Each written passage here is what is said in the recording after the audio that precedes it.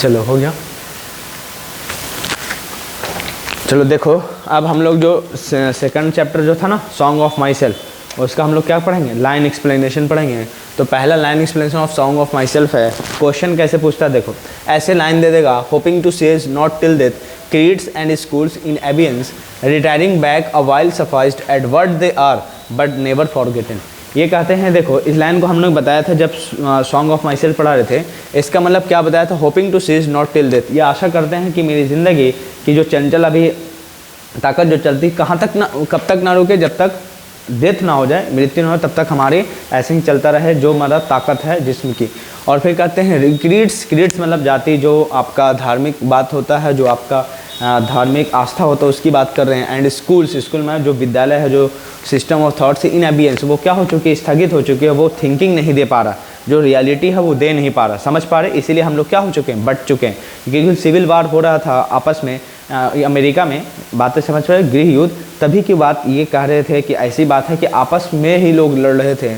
और कहते हैं retiring back a while sacrificed at what they are but never forgotten, ये कहते हैं कि अंत में तो हम लोग किनारे लग जाएंगे, ताकत वकत सब खत्म हो जाती है, होगे कि नहीं होगे, और लेकिन फिर भी हम लोग ये बातें भूलेंगे नहीं। कभी भूल सकते हो क्या, कभी नहीं भूलते, बीती हुई बातें हमेशा याद आती है, और जो घटना एकदम बहुत इंपॉर्टेंट होता है। तब इसको एक्सप्लेन कैसे करोगे, सबसे पहले लाइन एक्सप्लेनेशन के लिए ये है कि ये कहाँ से लिया गया है, ये लाइन को सर्च करना। 4 नंबर का लाइन एक्सप्लेनेशन देता है, कितना नंबर का, 4। एक प्रोज सेक्शन से देता है, दूसरा किससे, पोएट्री सेक्शन से। तो जैसे ये बताओ सॉन्ग ऑफ माई सेल्फ का है कि नहीं है, तो इसको आप लोग जब ये आंसर करने लगोगे तो क्या लिखोगे, these lines have been taken from our Rainbow part 2 book, these lines have been taken from, उसके बाद क्या लगाओगे, our Rainbow part 2 book, Rainbow part 2 book from, बताओ कौन सा सेक्शन है, एक है प्रोज सेक्शन, दूसरा है पोएट्री सेक्शन, तो ये है पोएट्री है, तो क्या रखोगे, फ्रॉम पोएट्री सेक्शन। उसके बाद क्या कहोगे, the name of poetry section, the name of, अब बताओ द नेम ऑफ चैप्टर, जो चैप्टर का नाम है, the name of chapter is, बताइए चैप्टर का नाम बता सकते हो क्या है, अभी भी लिखा हुआ ऊपर में ही, क्या लिखोगे, सॉन्ग ऑफ माई सेल्फ, तो क्या लिखोगे, song of my self, song of my self, ये आपका क्या है, चैप्टर का नाम है, ठीक है ना। The name of chapter is song of my self. उसके बाद क्या हो गए, the poet of this poem, the poet of this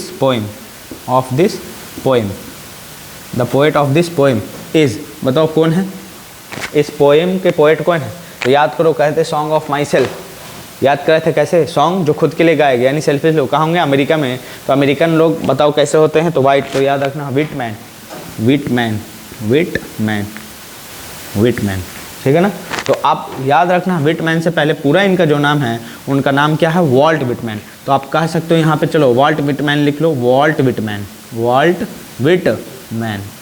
अब बताओ इनका बॉर्न कब हुआ था, याद कीजिए, हु वाज born in 1819, याद कीजिए, कराए थे ना 1819 में। उसके बाद लाइन को क्या कर देना है, स्टॉप। यहाँ पे करने के बाद आपको 2 नंबर देगा कि हाँ आप लाइन एक्सप्लेन करने से पहले ये डिटेल बताना चाह रहे हैं कि लाइन है कहाँ का, तो क्या लगाओगे, these lines have been taken from our Rainbow part 2 book from poetry section, the name of chapter is song of myself, the poet of this poem is Walt Whitman who was born in 1819। Clear हुआ। अब देखो कि पक्का अब line को समझाने के लिए आपको फिर से लिखना पड़ेगा कि लाइन बताना क्या चाह रहा था। तो ये क्या कहते हैं, hoping to cease not till death, तो आप क्या कहोगे, फ्रॉम दीज लाइन्स, मतलब इस पंक्तियों से, इस मतलब लाइन से, द राइटर, द पोएट लिख देना, the poet wants to say that, है ना, he wants the same energy till his death. He does not want to stop himself. He does not want to stop himself, वो अपने आप को रोकना ही नहीं चाहते, he does not want to stop himself, वो अपने आप को रोकना नहीं चाहते हैं, टिल ही डाइज, अपने मृत्यु तक ये अपने आप को कभी रोकना नहीं चाहते। समझ पा रहे ना? He wants the same energy, वो टिल हिज डेज, वो है ना, ही इज ना 37 years old and he is in perfect health।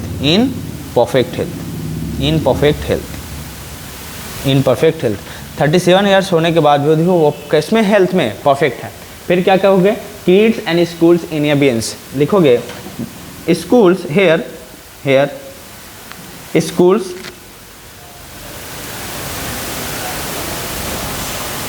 school means system of thoughts,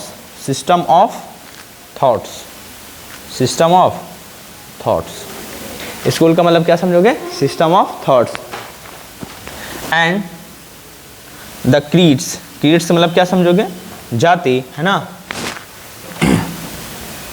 has forgotten his या हर एबियंस से मतलब क्या समझोगे? वो विचार, वो थॉट्स जो उनका मतलब आस्था होता है, वो भी क्या हो चुके हैं? स्थगित हो चुका है, खत्म। समझ रहे? उसके बाद क्या लगोगे यहाँ पे, है ना, लास्ट स्टॉप करके लिखोगे सच अ ग्रेट, उसके बाद क्या कहेंगे?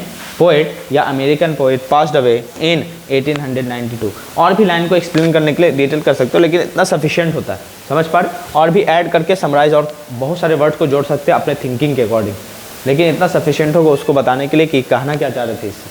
समझ रहे? कोई दिक्कत तो इसमें नहीं है। बताओ, 2-3 लाइन का मतलब भी आप बता दोगे तो समझ जाएगा कि समझाना क्या चाह रहे हैं और वो समझना क्या चाह रहे थे। ठीक है ना? वो कोई दिक्कत तो इसमें नहीं है। उसके लास्ट में ये लाइन ज़रूर लिखना, सच अ ग्रेट अमेरिकन पोइट, क्योंकि अमेरिकन पोइट है, पास्ड अवे इन 1892, लास्ट में एंड करके छोड़ देना। अब देखो, मैं एक क्वेश्चन आपको दे देता हूँ, आप एक्सप्लेन करके मुझे बताएंगे, या जो मतलब वीडियो देखते हो कमेंट में लिखेंगे। समझ पा रहे? कर लोगे? चलो देखो, लिख लेना, आई हार्बर फॉर गुड। चलो कोई बात नहीं, आई हार्बर फॉर गुड और bad I permit to speak at every hazard, I permit to speak at every hazard,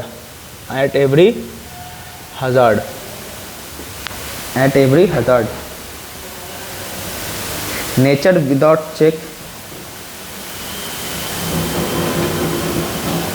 nature without check